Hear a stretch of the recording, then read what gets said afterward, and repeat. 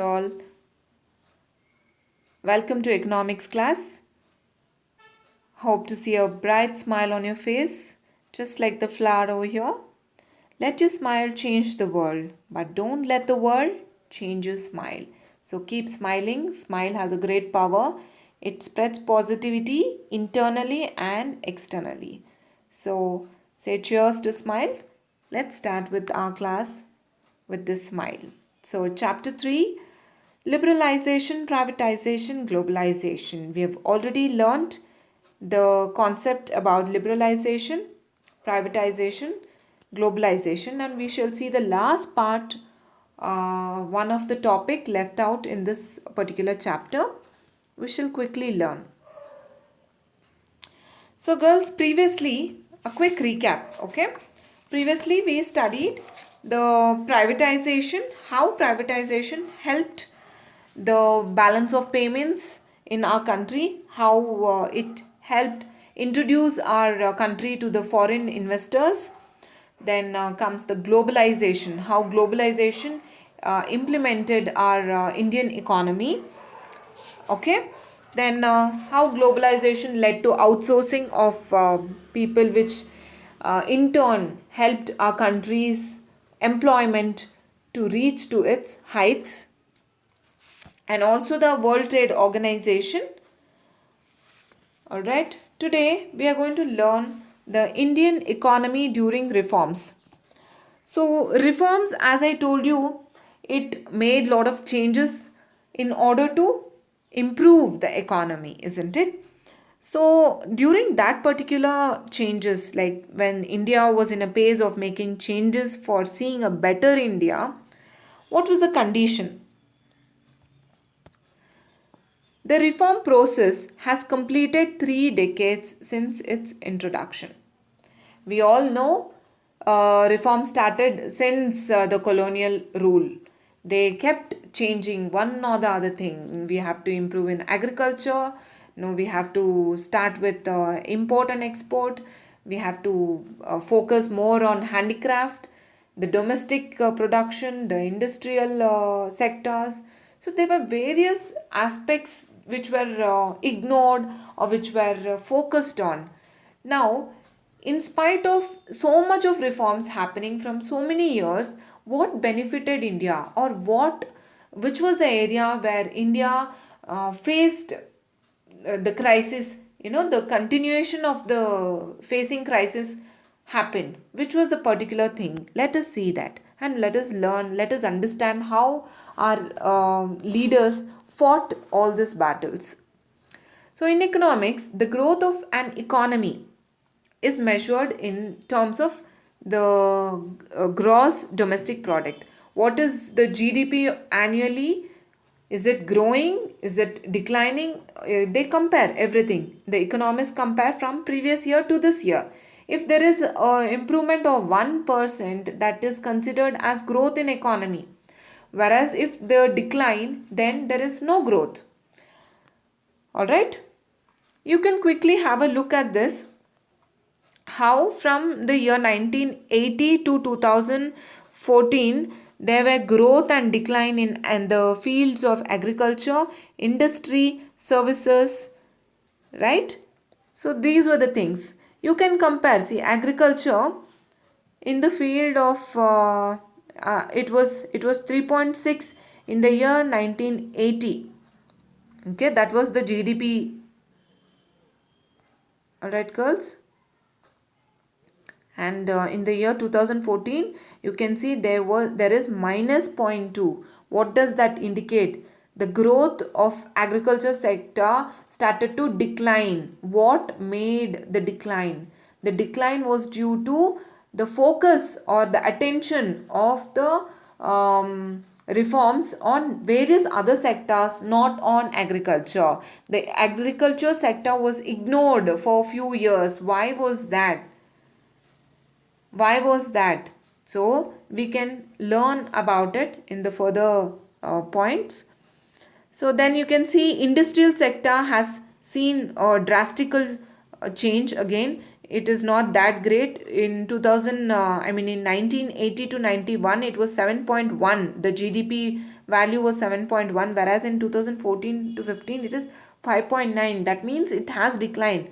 it it had stabilized in the year 2007, but again it went down. Then service sectors was something which saw a great changes, which was 6.7 when in the year of 1980, and in 2014 you can see it is 10.3. That means it has almost attained half, 50% of appraised GDP in it. So this is how you compare every year how the GDP is benefiting the economy or no. Alright, girls, move on to the next slide. The opening of the economy has led to a rapid increase in foreign direct investment and foreign exchange reserves. So, the main focus of the government was they wanted more and more foreign investors. So, this used to or could happen only through imports. The foreign investment, which includes foreign direct investment (FDI) and foreign institutional investments (FII), has increased about $100 million in the year 1990 to 91 to $30 billion. Where is 100 million and where is 30 billion? It is a huge amount of investment that came into our country. So, India is one of the largest foreign exchange reserve holders in the world. So, compared to other countries, India is said it is the largest foreign exchange reserve. We have more number of reserve.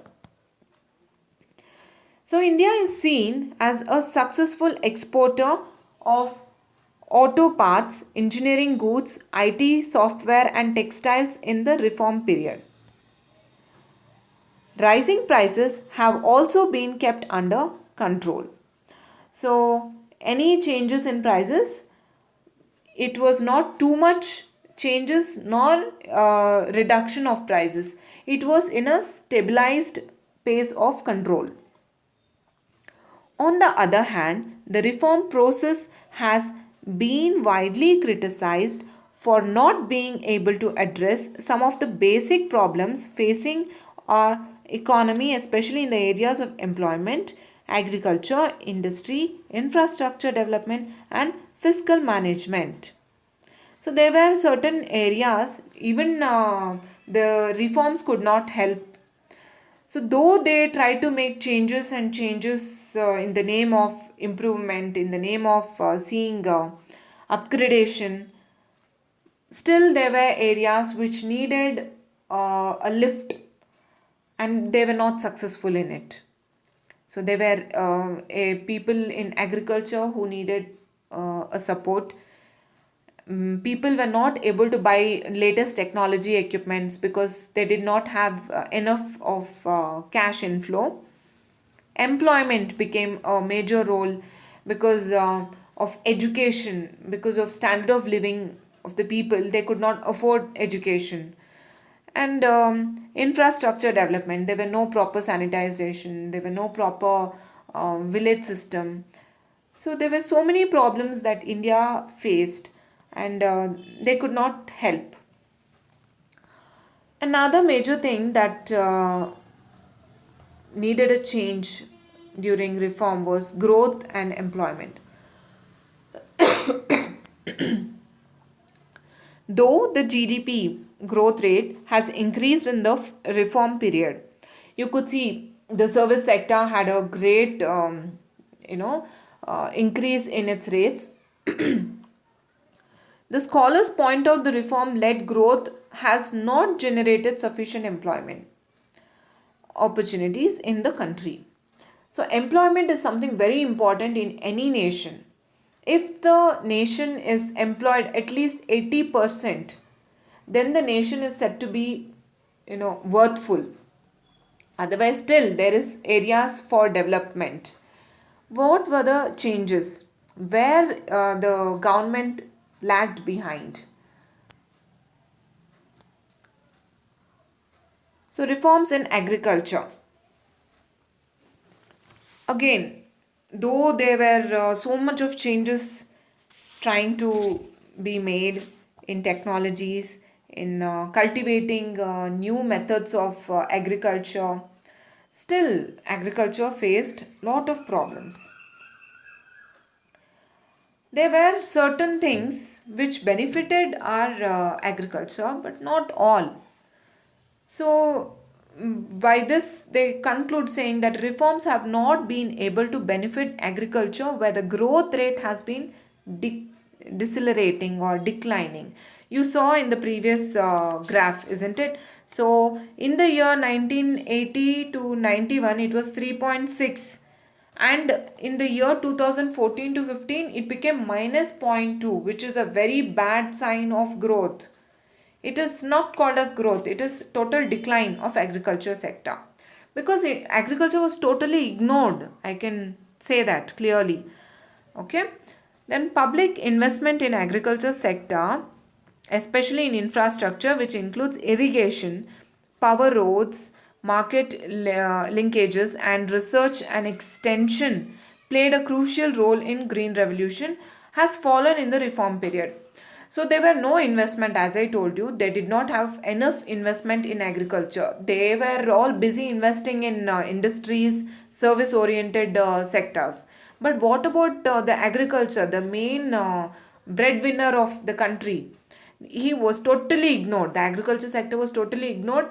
There were no proper irrigational facilities provided. There were no proper roads. There were no proper markets for the products that was, the crops that were grown.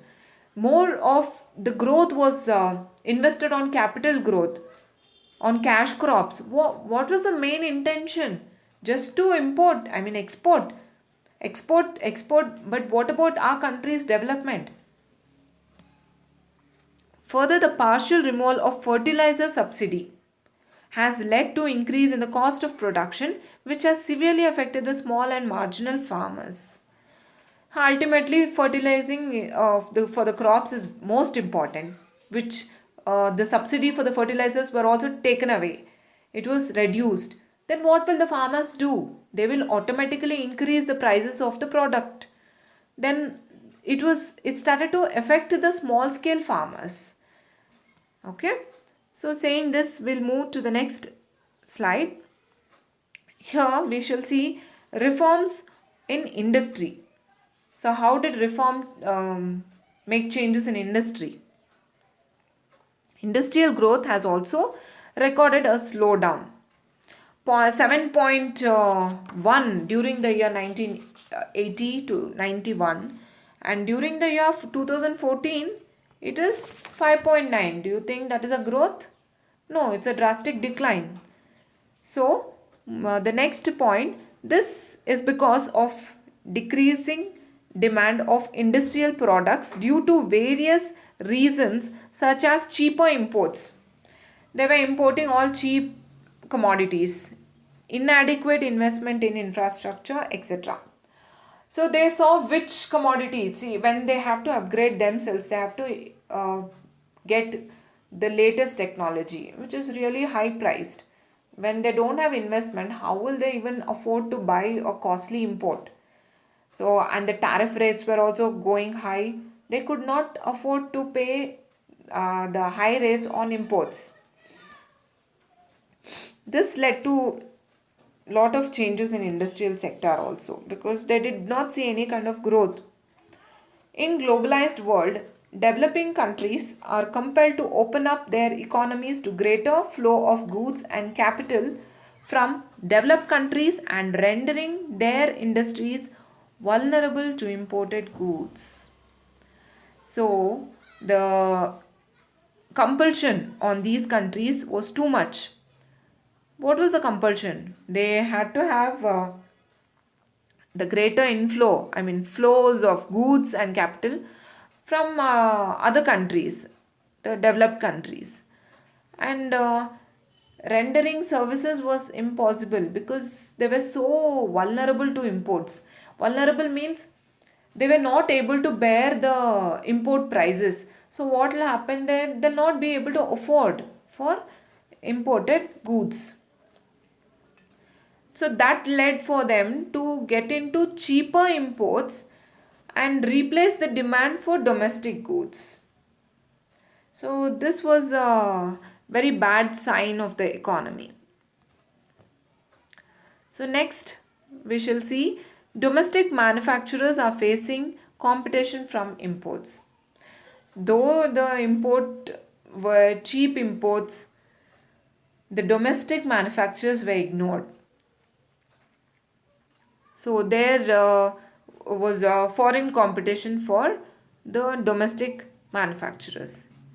Globalization, on the other hand, often seen as creating conditions for the free movement of goods and services from foreign countries that adversely affect the local industries and employment opportunities in developing countries. Yes, globalization, no doubt, I can say it has given a lot of improvement for the economy. For the developing countries like India, it has shown the world. Okay, it has created a platform where all the countries stand and they exchange their goods and services. But it also had certain disadvantages. They created opportunities for other countries to come and invest in our countries.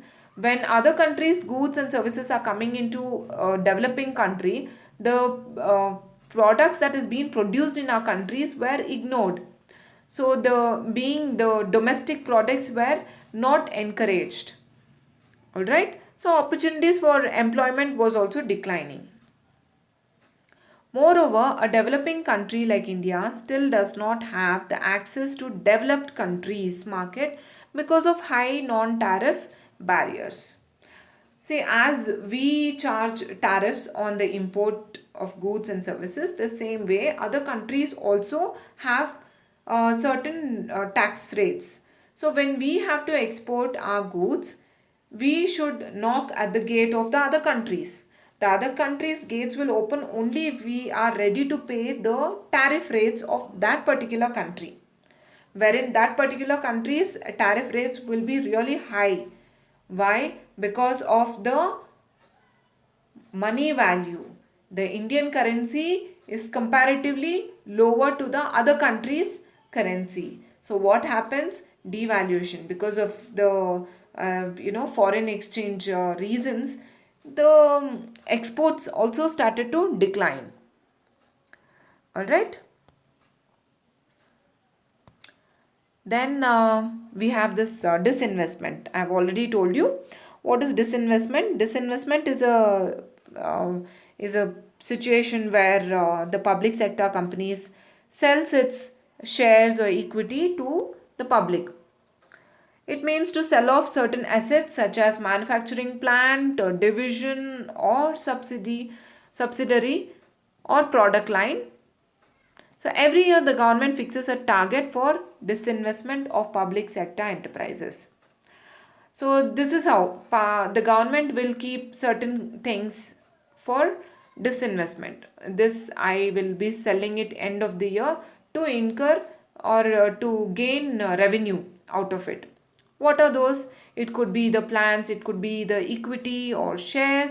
The government can either sell it to the public or to the private. This is called as disinvestment. So by doing the disinvestment, whatever the money that the government gets will be like generating revenue out of selling the whatever the assets the government has in it. The proceeds from disinvestments are used to offset the shortage of government revenues rather than using it for the development of public sector enterprises and building social infrastructure in the country. As I said you, the money or the revenue that is generated by disinvestment is being utilized by the government to offset the shortage of government revenue. In case if there is some shortage of finance in certain sectors, the government will be making use of the revenue generated out of disinvestment for that purpose or for development of infrastructure. All right. With this, we'll move on to the next reforms and Fiscal policies. Economic reforms have placed limits on the growth of public expenditure, especially in social sectors.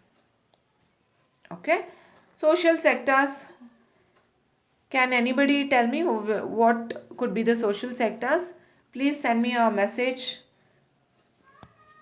okay, with regard to social sectors. And I will be giving attendance as per that. Let me see how many of you will send me the message.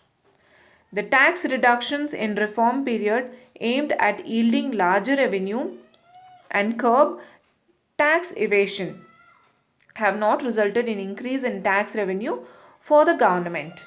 All right. Also, the reform policies involving tariff reductions have curtailed the scope of rising revenue through custom duties. So, the reform policies involving the tariff reduction have curtailed the scope. Scope in the sense, what was the important areas where it was helping to improve. So, there was rising in revenue because when the tariff was reduced, what will happen? The imports will be increased. There is inflow of foreign investment, foreign currencies. And then again, the custom duties, if that is also relaxed, what happens? Export becomes much simpler for the domestic manufacturers. Okay, for now, we will conclude this chapter, girls. So far, we have seen how the reforms, Indian economy during the reforms, the situation of India during reforms, what were the changes that happened in various sectors. Say it could be in the sector, the growth and employment, how it changed, how the reform changed, how globalization impacted on the employment, how agriculture was impacted, industry, agriculture, and then the fiscal policies. So, by saying this, the process of globalization through liberalization, privatization policies has produced positive impact as well as negative impact for India and other countries. Globalization happened with an intent of improving developing countries, but at the same time, the other countries, the foreign, the stronger countries, better than the developed countries, they involved in globalization for their benefits too. They wanted to get the job done. There are countries with lot of money power, but they don't have manpower. So they come to the countries like India for manpower. They want more and more people resource to invest in their companies, invest in their business. So for that particular thing, they want people to work for them. And that is a situation which was created in India, and that led for BPO and call center, where so many people did not complete their education. Just by doing first PU or second PU, they just went and joined to BPO and call center just because they needed money for living. They needed basic they wanted certain things to be accelerated their life into a proper stabilized platform. So, by saying this, there were so many technologies. Of course, yes, globalization developed our country by getting or introducing our country to the various technologies other countries are actually using it. And also, job opportunities were produced, of course, but not for a long run. Okay, so there were expanded markets for countries like India in other countries where we could go reach out our products to different countries. We could sell it in different markets, foreign markets, and this led to a widened economic disparities where there were no bias between countries because it was one single market. And also, the services sectors such as telecommunication, information technology, finance, entertainment, travel, hospitality services, real estate, trade, all such things these were the vital sectors, okay, compared to other sectors. These were service oriented sectors which gave a real high boom to the country. Then the agriculture and industry, which were provided livelihoods to millions of people in the economy. So the reforms that happened due to globalization, that happened due to liberalization and privatization, it gave lot of changes to the people in the economy. They started to, they were development, more number of industries started to come up. When there is more number of industries and manufacturing units, what happens? The manpower is required everywhere, technology is required. So different people who are well versed in certain areas, they are being incorporated in those areas. So that is the end of this chapter, chapter 3. So girls, please kindly complete your classworks. Okay, thank you so much. Any doubts, please come back to me. I'll help you out.